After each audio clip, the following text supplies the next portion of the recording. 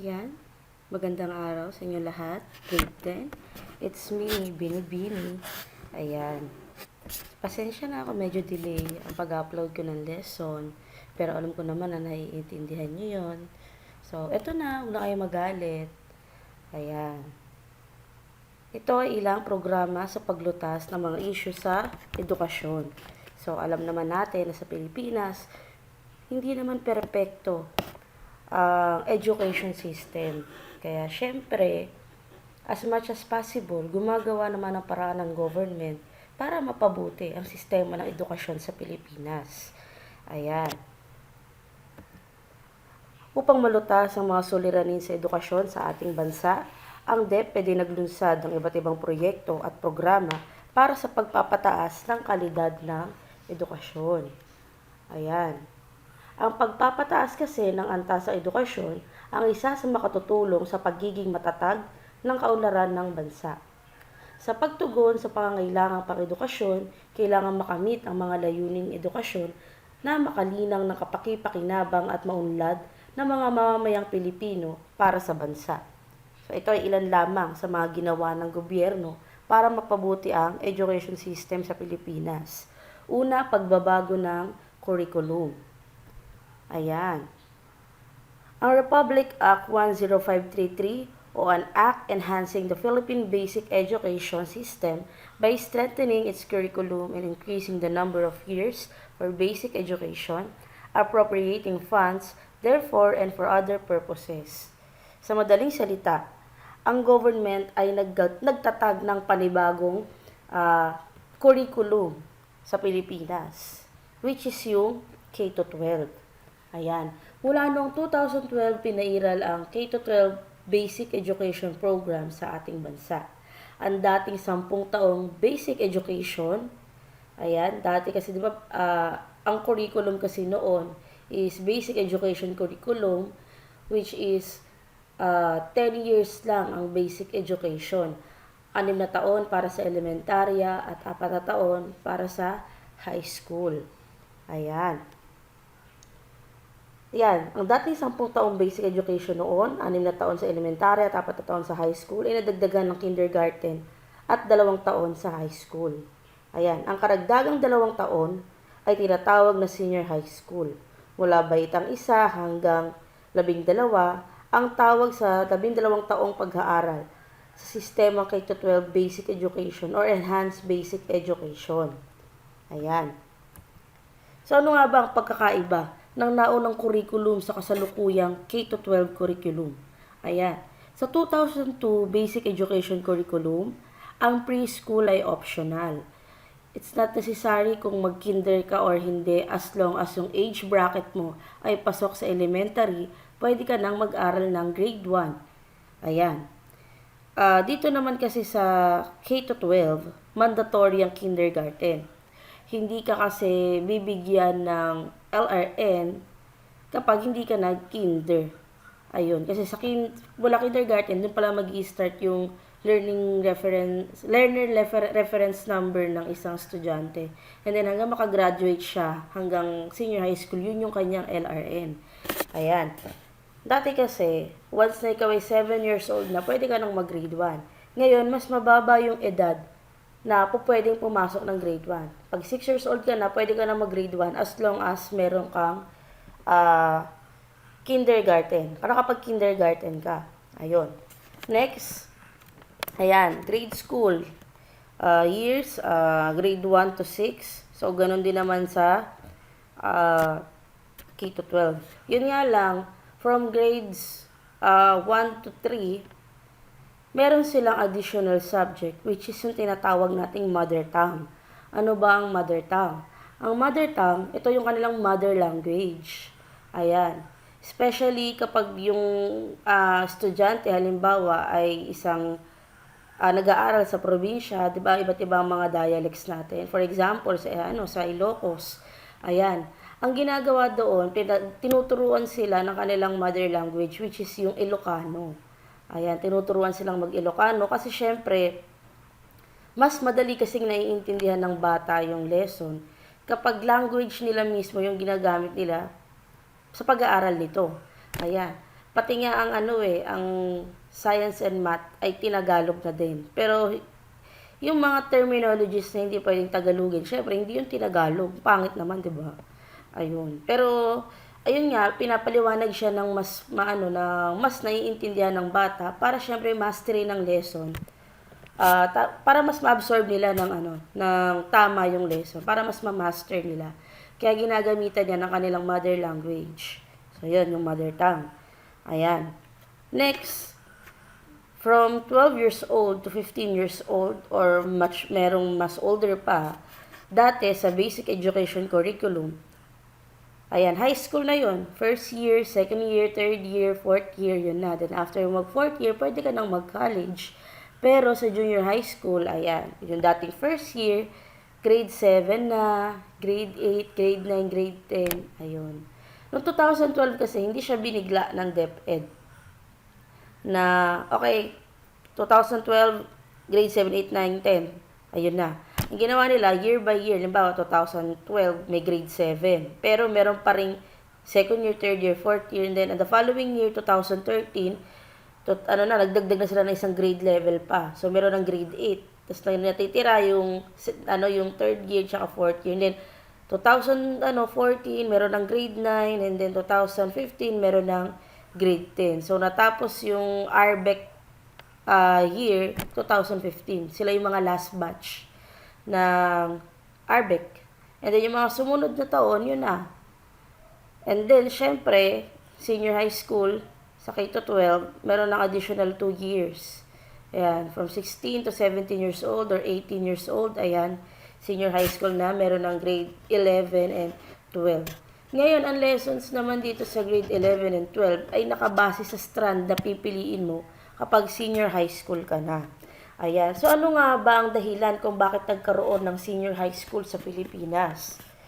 So, ang pangunahing dahilan syempre ay para ang mga estudyante ay maging globally competitive. Kasi, noong 2010 statistics, dito sa buong Asia, ang Pilipinas ay isa sa mga pinakamababang bansa pagdating sa kalidad ng edukasyon.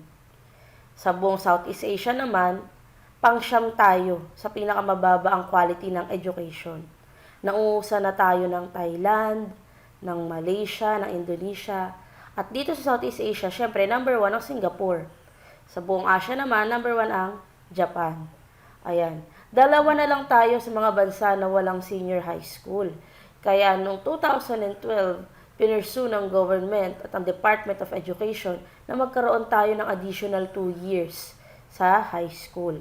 Ayan. Paano ba natin masasabi na globally competitive ang mga estudyante? Diba?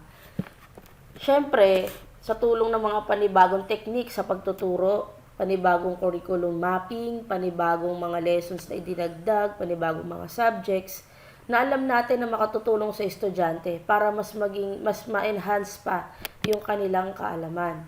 Ayan, sa tulong din kasi ng K-12, pwede na silang mag-aral sa ibang bansa na meron ding senior high school curriculum. Kasi, halimbawa, dahil nga wala tayong curriculum na K-12 din sa Pilipinas noon, for example, pupunta ako na ibang bansa, meron silang senior high school, tapos halimbawa, mag-a-apply ako ng trabaho, sasabihin sa akin, nakulang ng 2 years yung high school, yung high school education mo.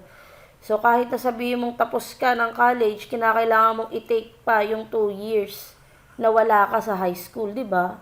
Gara naman nun. So, yun, maganda rin na meron tayong senior high school dito para, halimbawa, umalis ka ng Pilipinas na grade 10 ka, pagdating mo na ibang bansa, grade 11 ka na. Kasi nga, pareho na ng curriculum na merong junior high school and senior high school. Naintindihan nyo ba? Comment down below. Joke lang. Next. Ayan. So, DepEd's Enhanced K-12 Basic Education Curriculum. Sa una kasi wala masyadong alam yung tao about K-12. Ako personally, nung nalaman ko yan, syempre hindi naman ako inabot ng K-12 din. Parang nakakabigla din na, ano ba yan, yung iba nga dyan na nasa mahirap na pamilya, yung 10 years basic education niya, hindi natatapos. What more, nagdagdag pa tayo ng 2 years. So, hindi lang pala ako yung may ganong sentimiento. Marami din Pero syempre kapag na-enlightened ka na about sa panibagong curriculum, masasabi mo na ito ay maganda. Hindi ba? Ayan. Okay? So, sa senior high school kasi, meron tayong iba't ibang strand na hindi tayo mahihirapan pagdating natin ng college kasi parang na-practice na tayo or meron na tayong knowledge sa mga iti-take na subject sa college sa tulong ng iba't ibang strand ng senior high school. So, ito pa ang ibang katangian ng K-12. Number 1, seamless or continue from kindergarten to grade 12 and to technical, vocational, and higher education. Ayon sa government kasi, once na nakagraduate ka ng senior high school, syempre, 18 years old ka na noon, pwede ka nang mag-apply ng trabaho. Dahil, meron nga, katulad ng sinabi ko kanina, may iba't ibang strand kang pipiliin sa 2 taon na pag-aaral mo ng senior high school. For example, pumili ka ng technical vocational courses. So, dahil nga vocational courses yan under TESDA, or may mga schools din na nag-offer ng technical vocational courses, ayan, pwede ka na mag-apply ng trabaho kasi meron ka ng skills. Ayan, nagkaroon ka na ng skills dun sa mga pinag-aralan mo, dun sa technical vocational courses. Ayan, next, enhances and streamline. Enhancement of all levels in the current curriculum, giving more focus to allow mastery of learning. Ayan, katulad ng sinabi ko kanina, nagkaroon kasi ng dagdag na subjects, halimbawa kanina yung isang mother tongue kung saan para mas ma-master ng mga bata yung mga subjects nila, tinranslate yan sa Tagalog or sa language na ginagamit nila. Ayan. At saka nagdagdag sila ng subjects din sa ibang level. For example, sa Araling Panlipunan before noong basic education curriculum pa, sa grade 7 or sa first year, ang pinag-aaralan nilang lesson is Philippine history. Sa grade 8 or second year, Asian history. And then sa third year or grade 9, economics. And then world history pala. And then sa grade 10 or fourth year, economics. So, nung nagkaroon ng K-12, ang ginawa nila, yung Philippine history, hinati siya sa grade 5 and grade 6. Para mas ma-master ng lower level, syempre, yung history ng Pilipinas. Ayan. Dati kasi grade 7 lang siya. Ngayon, hinati siya sa grade 5 and grade 6. Kaya kung titignan natin yung books ng 5 and 6, yung first part ng Philippine history ay nasa grade 5.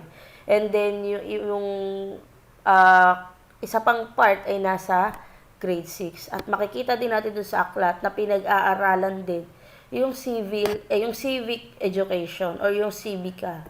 Ayun. Ngayon, yung nagkaroon na ng K-12, from dun sa grade, yun nga, katulad na sinabi ko nila, ibinaba ang Philippine history sa grade 5 and 6. Sa grade 7, ang kanila pinag-aaralan na ay Asian history. Then sa grade 8, world history. Then grade 9, economics. At sa grade 10, idinagdag yung contemporary issues. Kasi syempre, mahalaga na maging aware tayo sa mga current events at sa iba't ibang isyong panglipunan, pati na rin pangdaigdig. So, isa yon sa mga idinagdag ng DepEd sa pag-aaralan sa junior high school. Next. Ayan. Strengthened. Ayan. Core subjects like mathematics, science, and languages will be strengthened. Ayan. Ang mathematics and science kasi, sa pagkakaalam ko, naging parang spiral sila. Before kasi nung high school ako, parang parang AP din, sa isang level, ito lang yung pag-aaralan nyo. Like, nung first year ako, ang pinag-aaralan sa first year sa science ay science and technology. So, yun lang, doon lang umikot, buong taon, science and technology lang.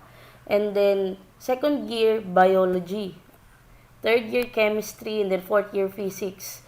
Pero ngayon kasi, naging naging spiral na siya. Halimbawa, first quarter, or first quarter, science and technology, sa grade 7 to Then, second quarter ng grade 7, for example, biology, third quarter, chemistry, fourth quarter, physics. Parang ganon ang nangyari. every year ganun, pero ano lang, iba-iba siya ng level. Gets nyo ba? Ayun. Next, sa mathematics, ganun din. Before, nung grade 7 ako, or first year, parang algebra 1, and then second year, algebra 2. Tapos, third year, geometry, and then fourth year, trigonometry. Pero ngayon, binago na. Hindi ba? Sa ibang schools, yung trigonometry and, tawag dito, yung geometry, parang, yun, idinagdag siya. Ginawang, electives. Pero yung iba naman, still, nandun pa rin. Pero parang sa science na rin, spiral na siya. Ayun. Next. Yan, livelihood readiness. Ayan. Specializations are offered through tracks with immersion. Students can also earn national certificates. Ayan. Sa tulong ng mga pinili nilang strand sa senior high school, may mga strands diyan na makapagbibigay sa mga bata ng national certificates. Not necessary na bibigyan sila ng school ng national certificates, but i-assess sila ng school para magkaroon ng national certificates. Ayan, may examination din kasi yan. Yung national certificates kasi, napakalaking bagay niyan sa paghahanap ng trabaho, especially kung gusto mong mag-abroad. So, yun yung tinatawag na NC2 hanggang NC3. Napakalaki ng maitutulong ng certificate na yan.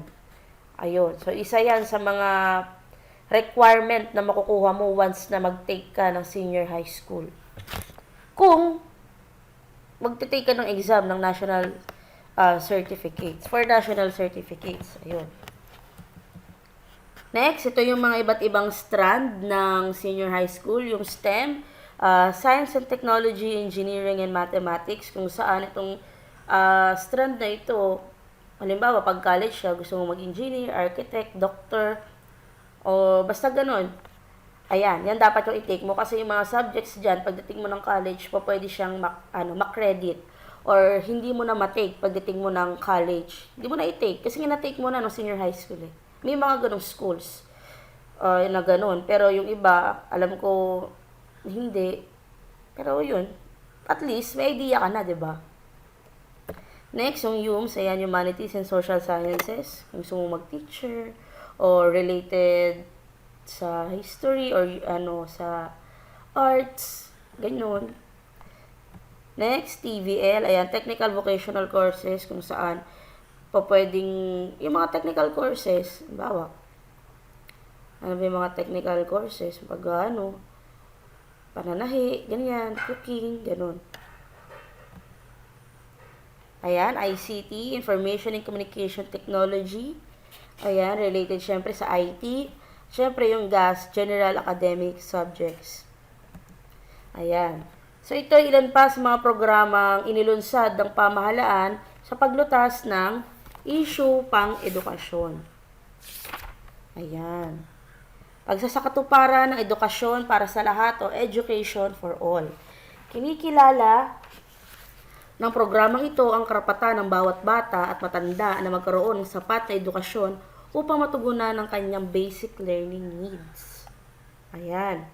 Ang sentral na layunin ng Philippine EFA or Education for All, ayan, ay matulungan ang lahat ng mga Pilipinong maging functionally literate at magkaroon ng mga kakayahan at kasanayan upang mamuhay at maghanap buhay, linangin ang kanilang mga potensyal, bumuo ng kritikal at maalam na pagpapasya, makibahagi ng epektibo sa lipunan sa loob ng konteksto ng kanyang kapaligiran at ng mas malawak na pamayanan upang mapabuti ang kalidad ng kanyang buhay at ng lipunan.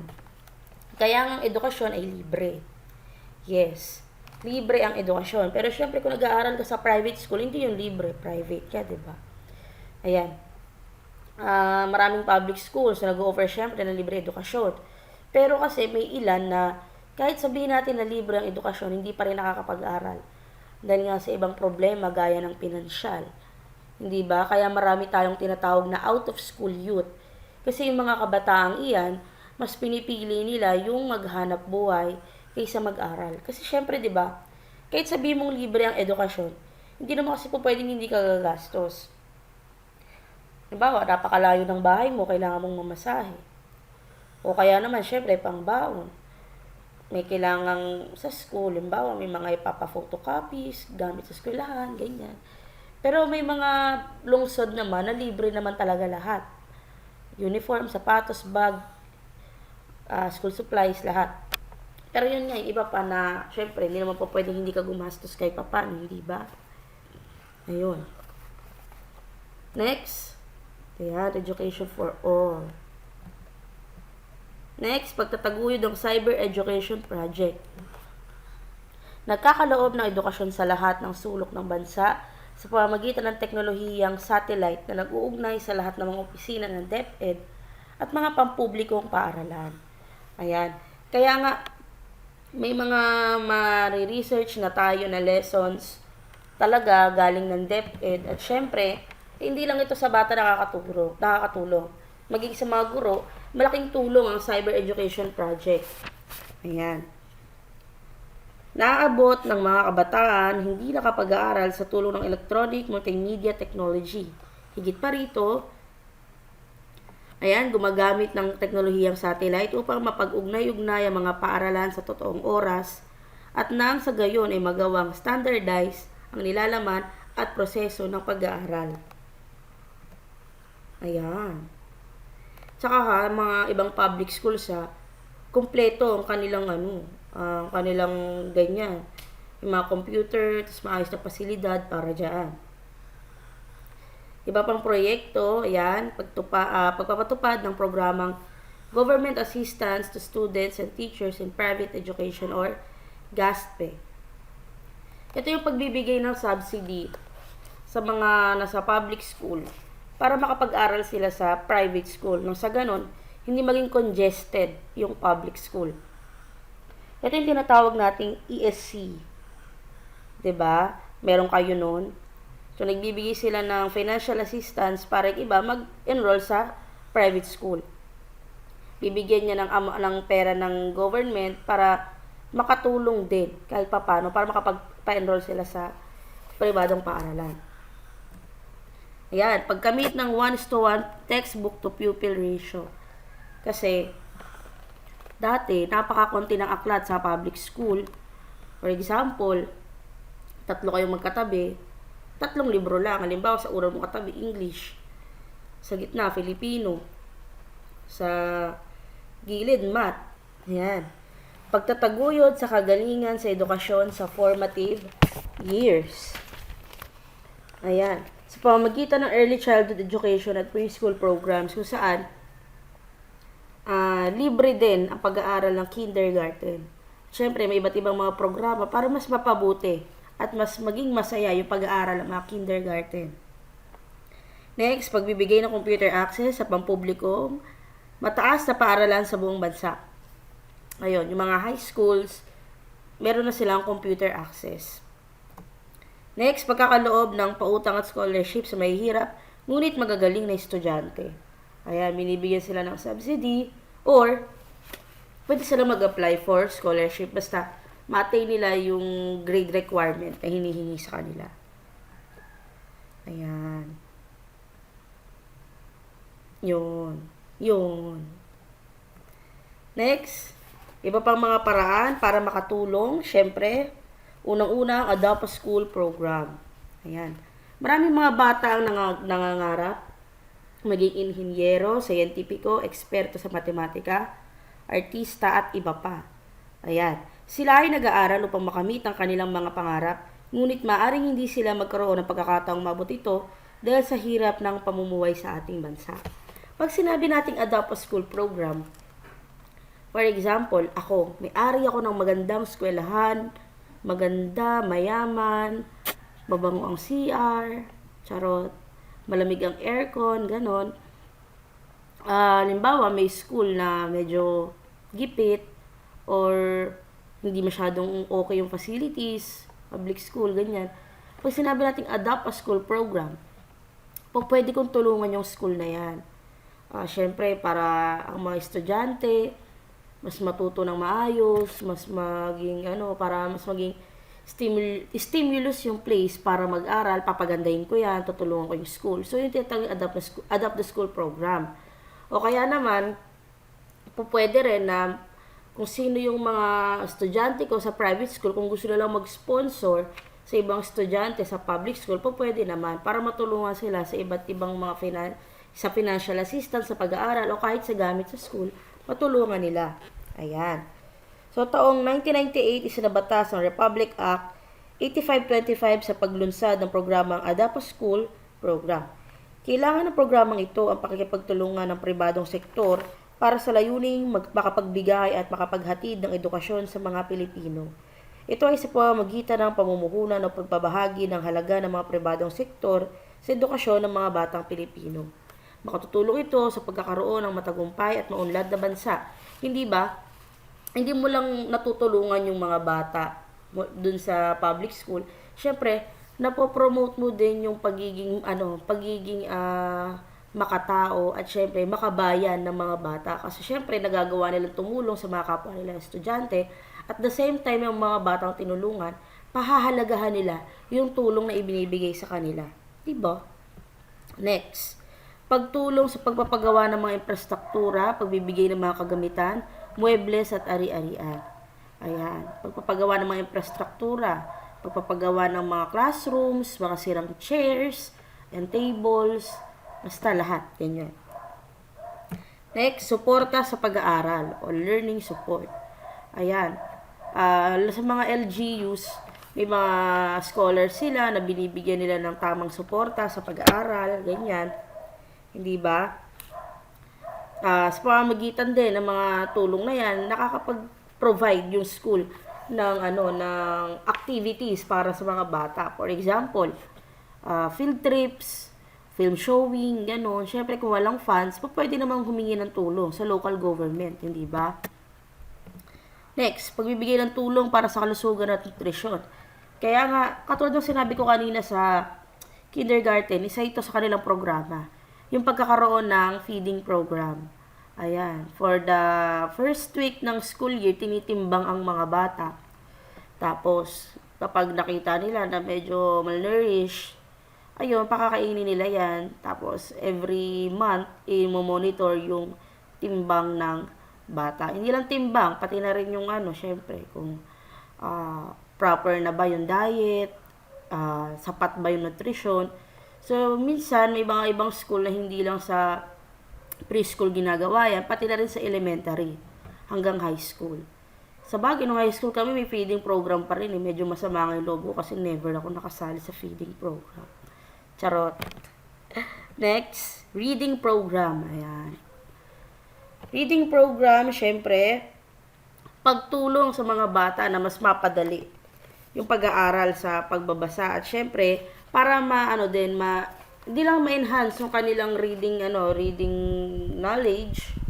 Syempre, para rin syempre ma-enhance din yung kanilang reading comprehension. Ganun. Tama ba ako pinagsasabi ko? Ayun, reading comprehension.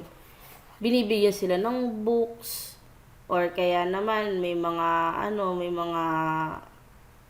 tawag doon. Yung parang sa scholastic ganun. May ganung programa. Next, support sa teknolohiya. Ayan. Syempre, mga Generation Z, 'di ba? Kung minsan kayo, 'di ba? Na-experience nyo naman